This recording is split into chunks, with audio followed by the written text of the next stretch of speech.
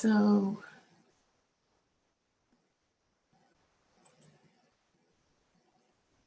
if you all would like to just say hello, if you want to unmute yourself and say hello, we can do that for a minute or two, or we can wave. Hello. Yeah, hello everybody. Hi. Hello. It's really nice. Hello. Hi. Hi there. Hello. Peace. Hey, here we are in this community of people who want to be sane, who strive to be sane. All right. Remember when we were all together, we would do that. We'd turn and say, hey. Okay, I'm going to go back to not allowing you to unmute yourself. Okay. So everybody welcome officially to this evening and this moment now. I'm Debbie George, one of your Dharma leaders. And again, you all know that we're at Insight Meditation Community of Charlotte. Tonight, I'm going to talk about support for this journey of awakening. Okay? So like any journey, our walking the path of awakening can be made easier, more joyful and steady with support. It's good to reassess our support system in preparation for a new year of learning and growing in our spiritual life. From reaffirming our personal orientation and commitment to the path, to spiritual friendships, to opportunities for growth like retreats, classes, and study. A fresh look can make a big difference in our progress for newbies and for those of us who've been on the path a while. So there's a little word of warning. It's a bit dangerous territory to feed the tendency to continually assess and judge our practice and our understanding. So putting that aside though, it's helpful to take a look with a heart of kindness, perhaps once or twice a year. Okay. So another word about what I mean by awakening, this path of awakening. As we gradually realize, it becomes our constant, supportive companion. That is awareness of what's driving our thoughts and actions. Thought is the forerunner of everything. Starts with our thoughts, our mind. All our actions and speech, more and more, it all is driven by thought. More and more, we become awake to the mind states, what's happening in the mind, wholesome mind states and unwholesome ones. And we learn to respond, right? To encourage the former and release the latter. This gradual process unfolds best with the support of others. It's especially true now during COVID when we're socially isolated. But we need each other even in the best of times. We're social, emotional beings living in a competitive society that encourages individualism. What I hear from people is that they think that they're supposed to learn how to meditate, then just do it. And when they fail to keep it up, they're full of self-judgment. There I go again, starting and failing. I'm just not disciplined enough. Really, I'm just lazy and I'm probably doing it wrong anyway. If anyone knew how crazed my mind is, forget it. Maybe one day if my brain calms down, I can learn to stick with it. The reality is, to undertake to practice consistently, we need support, both internally and externally. This talk will cover many aspects of support for the journey, and I will be leaving extra time for Q&A. So just know that. Friendship is an important aspect on the path, especially for countering the go it alone individualism of Western culture.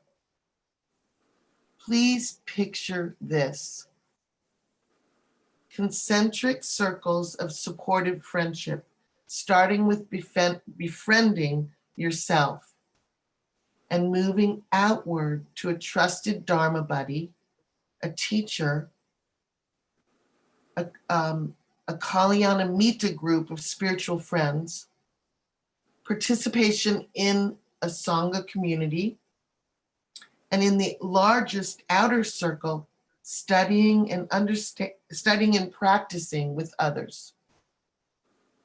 Now, picture nurturing these rings of circles and feel the effects it might have on your growth, your spiritual growth.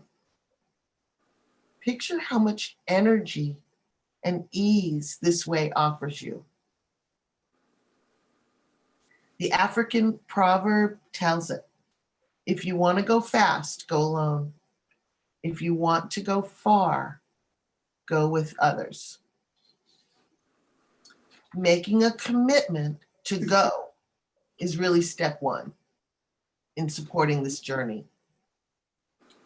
Bhikkhu Bodhi, one of our favorite monks, writes, "A spiritual tradition is not a shallow stream in which one can wet one's feet and then beat a quick retreat to the shore.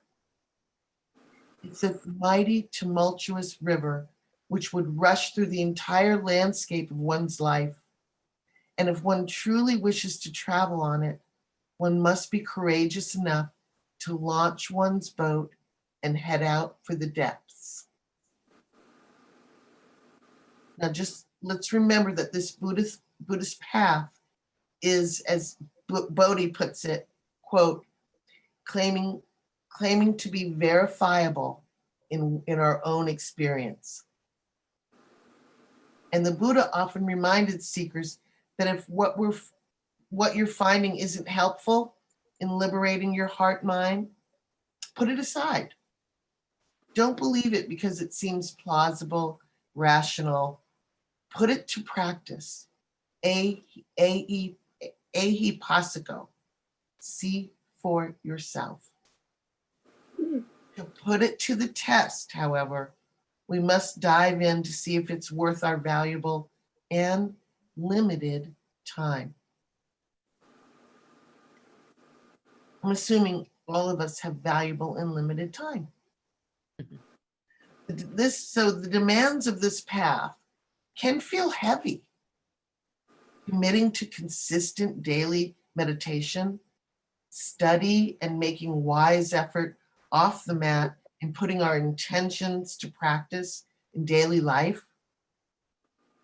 But daily meditation, attending a weekly group practice and Dharma lesson, and adding a bit of study to our days are essential tools. So how do we stick with it? In my experience, once we've committed, we see that the support from others is available to each of us. We'll then, I'm certain, see how much easier it becomes. Starting with how we can support ourselves, we'll explore the ways we can garner support from others. Supporting ourselves starts with support when sitting. We want to be comfortable, but not so comfy that sleepiness arrives to steal the show. Does that happen to anybody? We're sitting to wake up, to employ right effort and mindfulness which we'll take into the day. With right effort, I'm referring to inclining the mind toward wholesome and healthy intentions of harmlessness and goodwill. We're learning to bring kindness to ourselves. By right mindfulness, I mean being present, learning to be awake, to witness without judgment, to discern the activities of the mind. So wakefulness is key. Thanissaro Bhikkhu speaks on inner friendship, and I just love this quote. As for friendship on the inside, you want to be friends with your wise qualities inside, the thoughts that help you, that point you in the right direction. You want to learn how to encourage them. After all, meditation is not simply a matter of driving thoughts out of the mind. You first have to learn how to think skillfully. Just listen to all the conversations going on in the mind. Should I meditate? Should I not meditate? Notice all the voices that say, no, I'm too tired. I need my rest. I want to do something else. Ask yourself, are those your true friends? Where are they going to take you? Learn how to encourage the voices that take you where you really want to go. This is one of the most basic skills in meditation. If you can't master this one, you can't do anything else basic, like sticking with the breath. I said basic, I didn't say easy.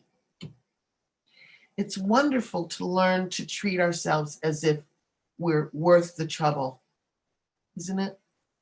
And see how the practice softens our heart and teaches us that kindness begins by practicing on yourself. I'm often deeply grateful to have come across the Buddha Dharma, very often, like today. I love this quote now from Stephen Levine. When you begin to treat yourself like your only child, when you have a mindful mercy on the crazy mind, when you use life as an opportunity for growth, when you think more in terms of lightening than enlightenment, your path will be clear. So the next concentric circles are spiritual friendships, a Dharma buddy relationship, a teacher relationship, and a small group of friends on the path called Kalyana Mitta. It's in the arena of friendships, of relationship that we experience more and more harmony as a reflection of our inner practice.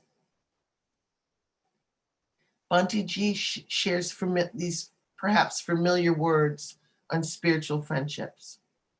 Quote, the Buddha emphasized the importance of good spiritual friends, friends devoted to wisdom and loving kindness.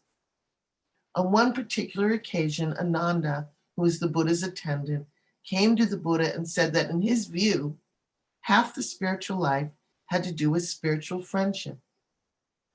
The Buddha immediately corrected him and said, do not say this, Ananda. Spiritual friendship is not half the spiritual life. It's the entire spiritual life. Now here's a disclaimer. This is not a call to ditch your friends or family or spouse who are not on this path.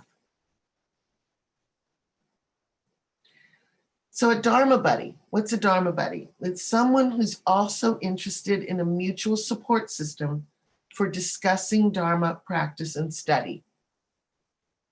You may speak by phone weekly or twice a month or whatever works for an hour or so and decide to discuss a particular Dharma teaching as well as any challenges in your practice. Keep in mind that as Stephen Levine puts it, a spiritual friend, like a good therapist, quote, comforts the disturbed and disturbs the comfortable. When I attended an intensive year-long program through the Barry Center for Buddhist Studies called ISPP, or Integrated Study and Practice Program, an important aspect was having a Dharma buddy that changed out quarterly.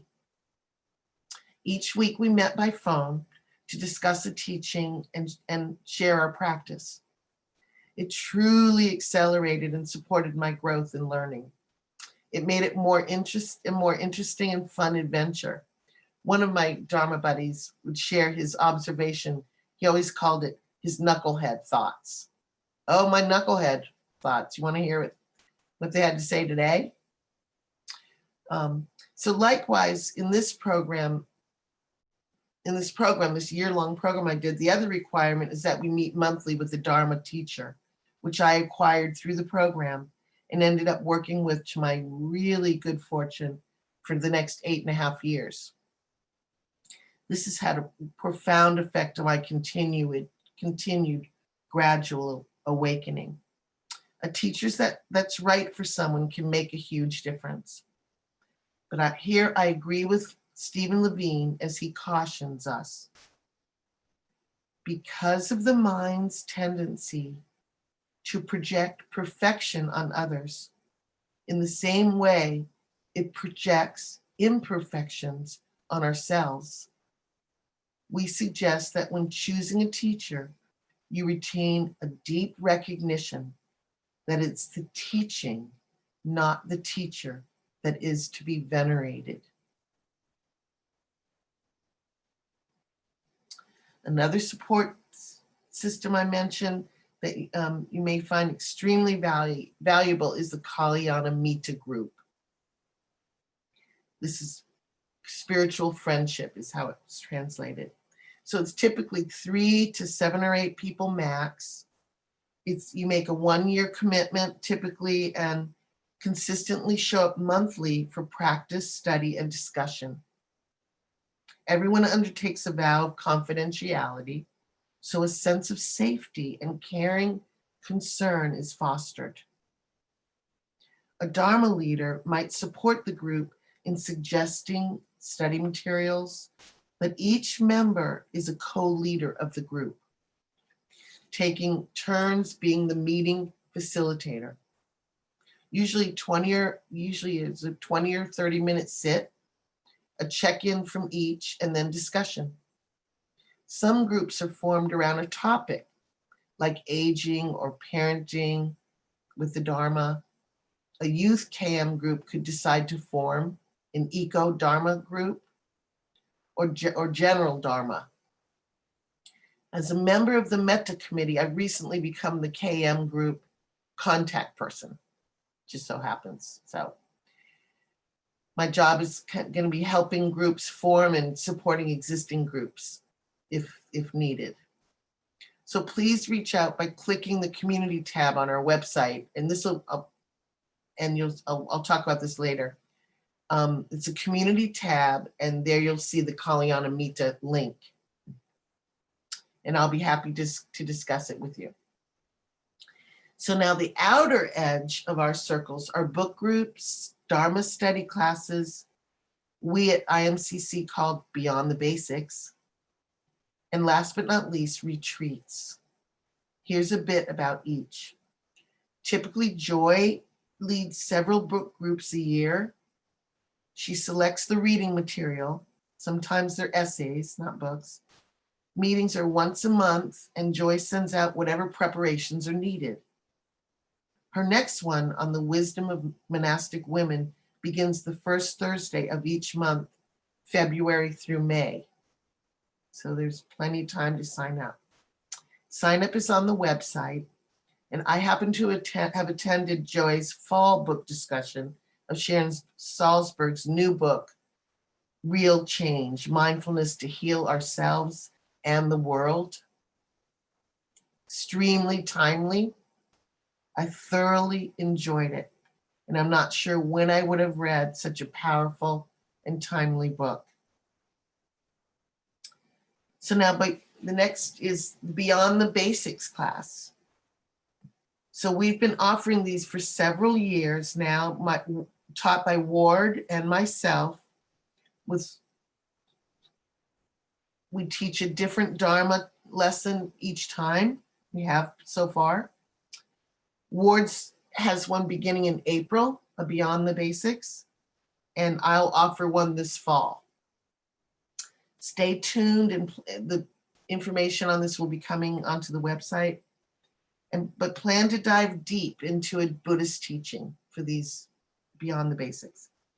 Also, for those interested in sharpening, refreshing, or beginning a consistent practice, consider that Ward and I each teach the basics of insight meditation once a year. Mine is coming up the first 4 Tuesdays in March, this March. So please send any interested loved ones or yourself if you want to get a refresher. The website's your source for all of this. So let's talk about retreats. They're extremely important and invaluable to the journey of awakening. In order to strengthen our skills, we must experience periods of extended practice where we're challenged to hone our skills, and inevitably we see more deeply the elusive patterns of our mind, often unwholesome, and we grow. We grow in insight when we give ourselves more time to practice. Typically, IMCC offers a residential retreat a year, and we had begun to offer 2 a year until COVID came. We aspire to offer more half-day and long-day retreats, but they don't always happen. But this Saturday is an opportunity I very strongly recommend. Joy is offering a day-long retreat on Zoom. The title is Begin Again, and she'll offer skilled guidance in meditation techniques you may not have practiced, and your current practice is sure to be enriched.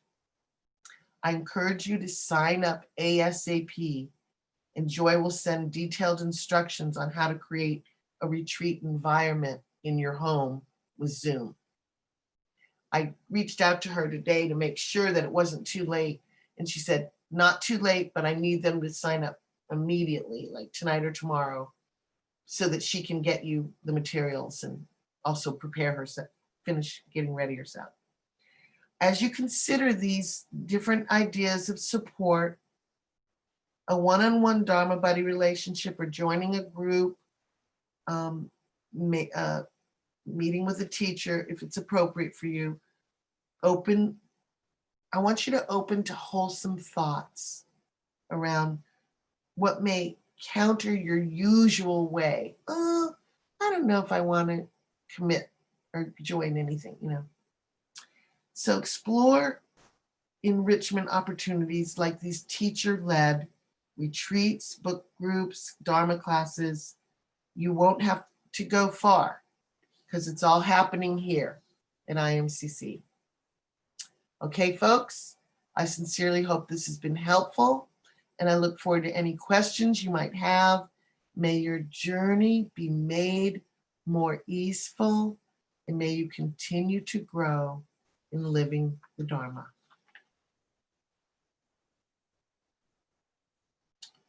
So please, any questions that might have piqued for you, I will. It looks like there's something. Yes, it is a crazy moment. It sure is. That was one comment that I agree with. Oh, and we have a hand. So I clicked. Okay, Barbara, I think I asked you to unmute. Are you there? Barbara. Yes. Hi. Hi. You have a question, hon? No. Oh, your hand is up next to your Oh. on the, yeah. Oh, I don't know how that happened. You sure you don't have a question? All right, well, it's good to talk to you, Barbara. Okay, Margaret, I'm going to ask to unmute you. Hi, Margaret. Unmute. Okay. Can you hear me? I sure can. Hi. Okay. I wanted to talk about, or I want you to talk about people, Dharma buddies, or people in a Kalyanamita Yep. group who are sort of have been studying at the same place you are, or I'll say the same place I am. Yeah. And maybe have some or what I think are misinterpretation. I mean, it seems like there is a potential to sort of get led in a wrong direction down the path. Uh-huh. Do you address that at all? You know what? So we've done several workshops on KM groups that Yes. we hope kind of would spin out into groups. So lots of people haven't done that workshop, and they're sort of piecing together their ideas of a Kalyanamita group, and they can often just turn into support groups. And support groups are great, but what I would suggest is speaking to a Dharma leader, unless you already have everybody agrees on a book, and let the Dharma lesson guide your understanding and your discussion. Now, in terms of, if question arises and you're not sure if it's really Dharma, you can suggest, reach out to one of the teachers. You can ask on the monthly practice discussion group. You can email one of the teachers. So does that address what you're talking about? I think so. I think so. I was in a Kalyanamita group, and there was some discussion as to the validity of the whole not self concept. And some people thought that the Buddha was mistaken. Yeah. Yeah, that's a tricky one. So what you might do is say, maybe we should put this teaching aside. Yeah, okay. And come back to it when we feel like we have more of a handle on it. The Buddha taught it, so there must be something to it. It's not our job to say, there's nothing to it. Right, okay. So, thank you. You're welcome. You're welcome. Okay. Will you mute me again? Oh, sure, hon. Sure. You're muted, yeah. Anybody? Okay, let me see. Any other chat ins? No. Oh, here we go. Okay, how do you get assigned to a Dharma buddy? Bobita, thank you. Well, in the fall, Maria started a program because of COVID. Currently, Maria, can you speak about that a little bit? Do you mind? I just asked you to unmute, Maria. Okay. Hi. Yeah, we had some folks request, and they were, as I received a request to join the program, then they were connected with each other. And then I also know that some folks were approached individually by people and sort of created their own little Dharma buddy system. So I think just putting the idea out there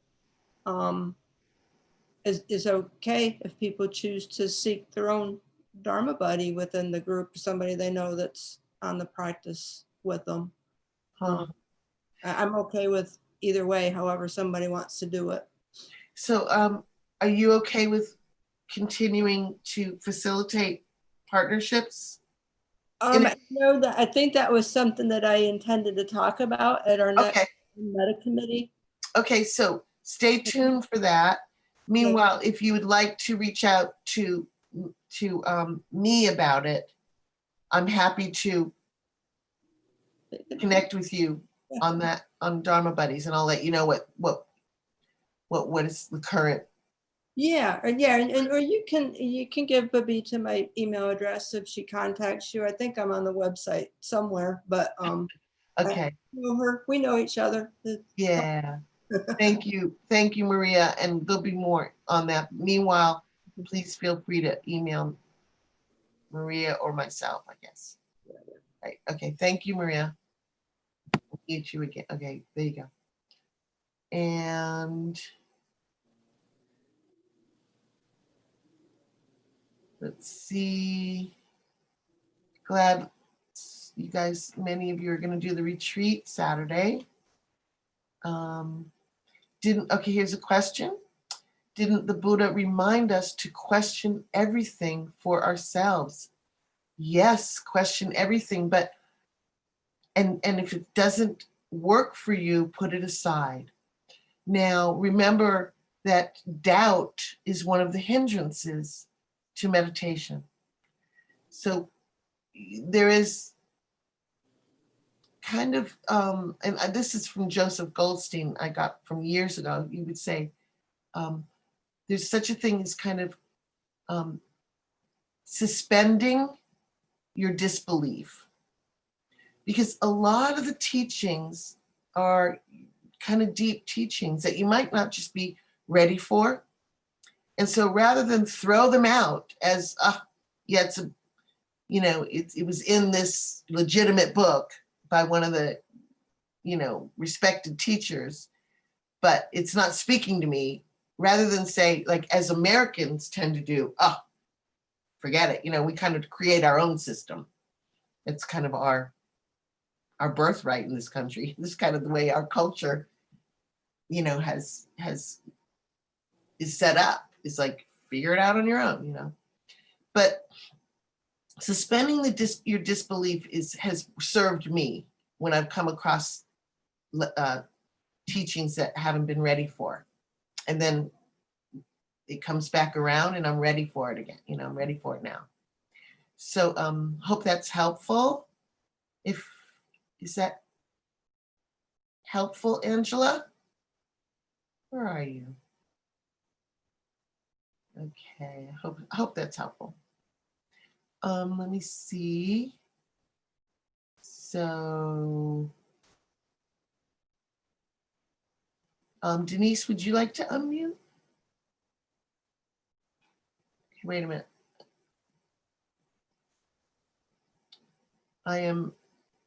There you go. You can unmute yourself now, Denise. Okay, I did. Is this for my announcement?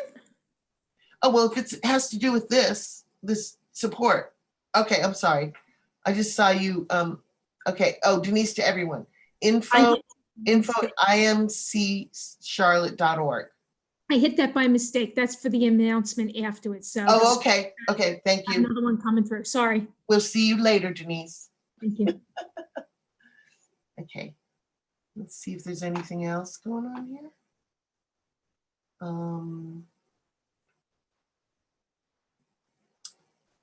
Oh, so let's see. Barbara, it's funny because her hand is up again.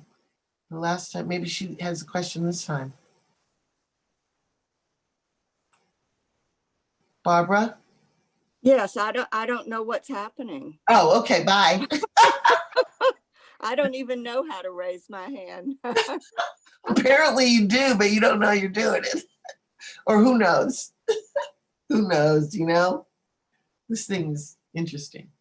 Okay, if everybody feels pretty content, let me see if there's anything else before we move on.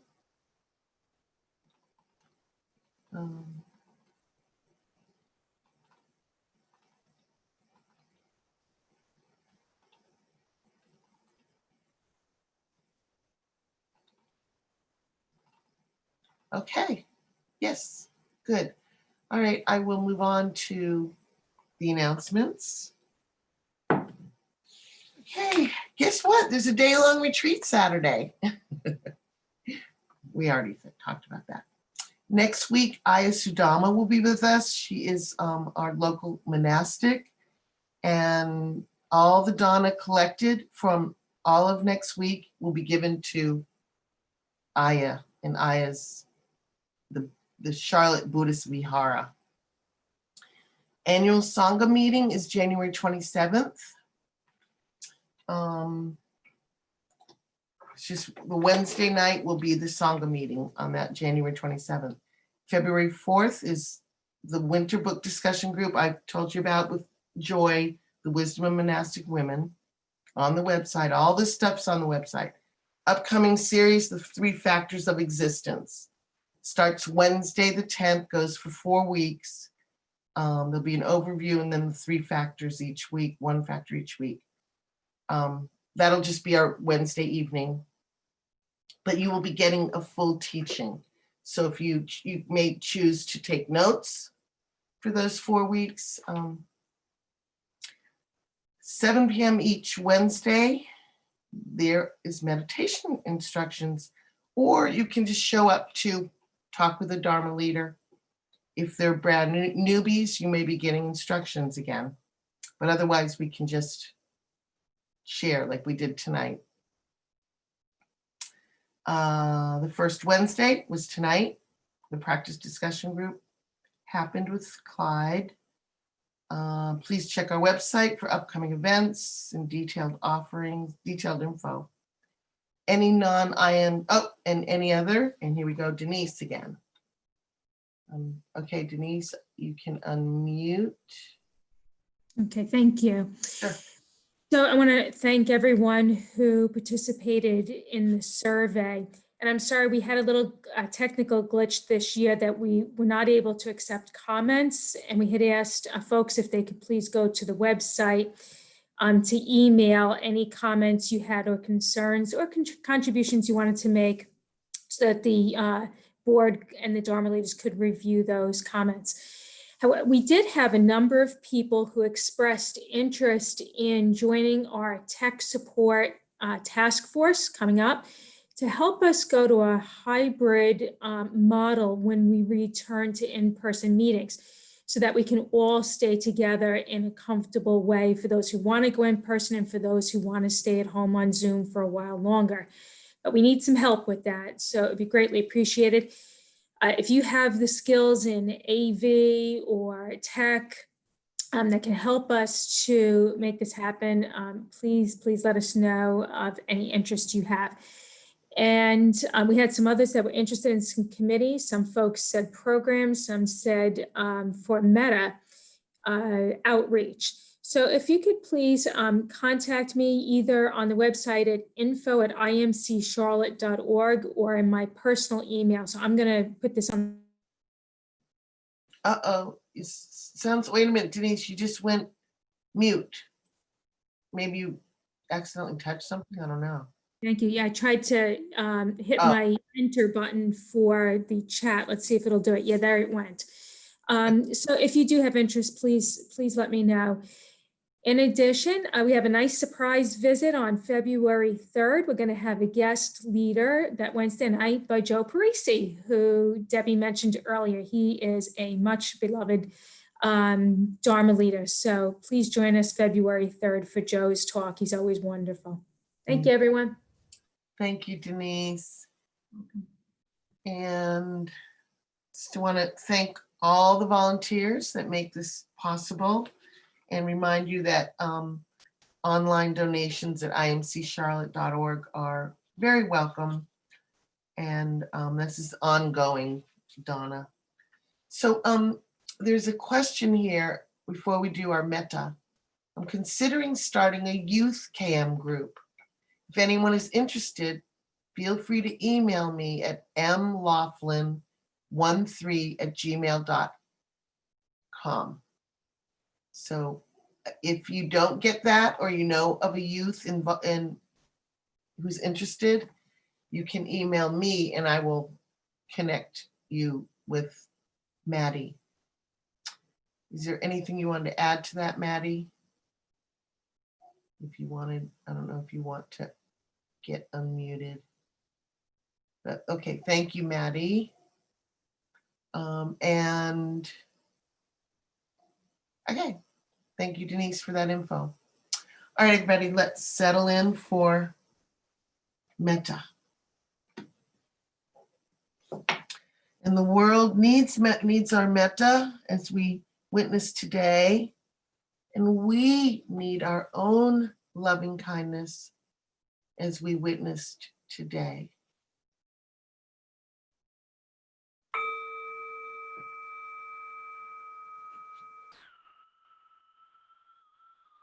Coming home again to your dear self.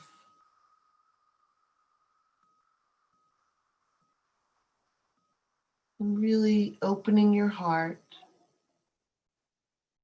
to wishing yourself well, to practicing kindness toward yourself, to nurturing this practice so that it becomes a habit. May I be safe and protected.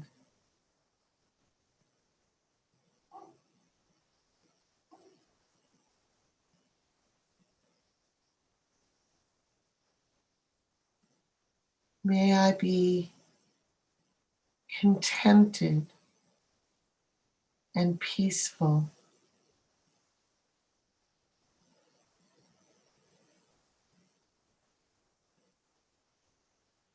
May I be healthy and strong, body and mind.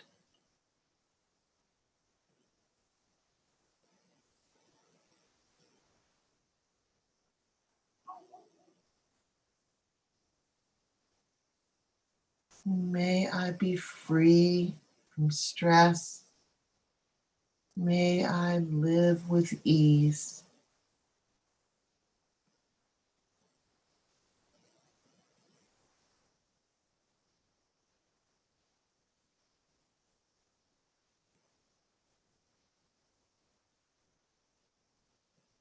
Bringing to mind another or others.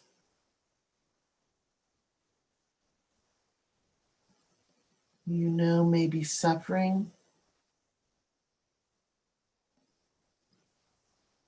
Might bring into your heart of loving kindness. May you feel safe and protected.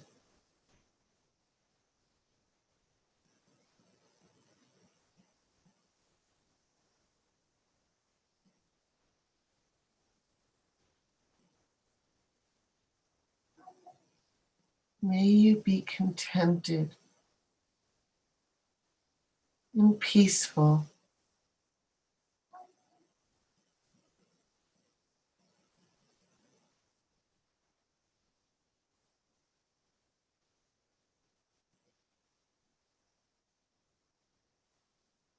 May you be healthy and strong, both in body and mind.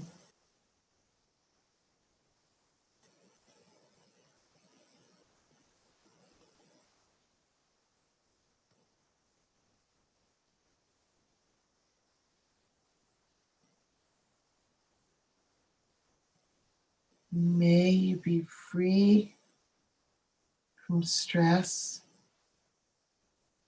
and live with ease.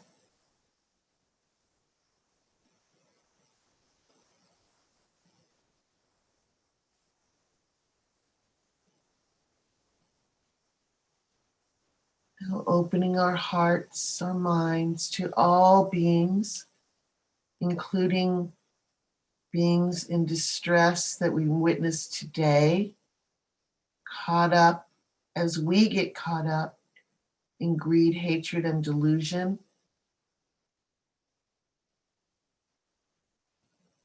They too want to be happy, want to be free. and opening to all beings all over this world, caught up in this pandemic, all over the world. There's suffering. May all beings feel protected and safe.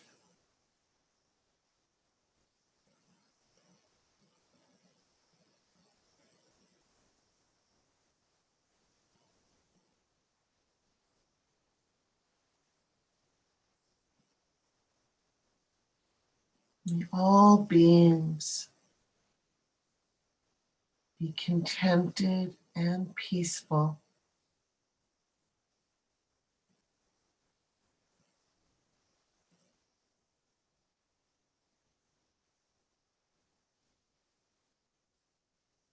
May all everywhere be healthy and strong in mind and body.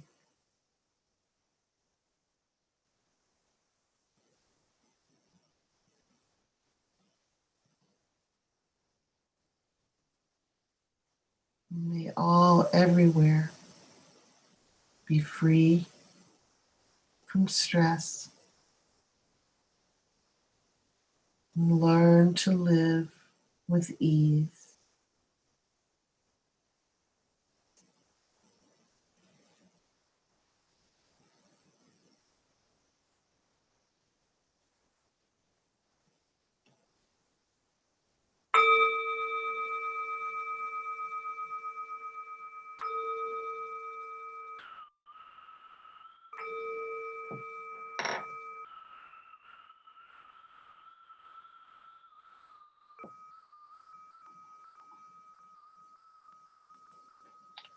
Okay, everybody, have a peaceful evening. It's great to see you all, and have a great retreat, those of you who get to go on it.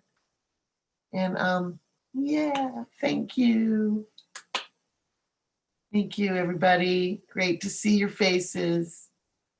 Look forward to seeing you again. Seeing lots of faces. Thanks for coming. Thanks for being with us. We're really happy to see you. Be well, everyone.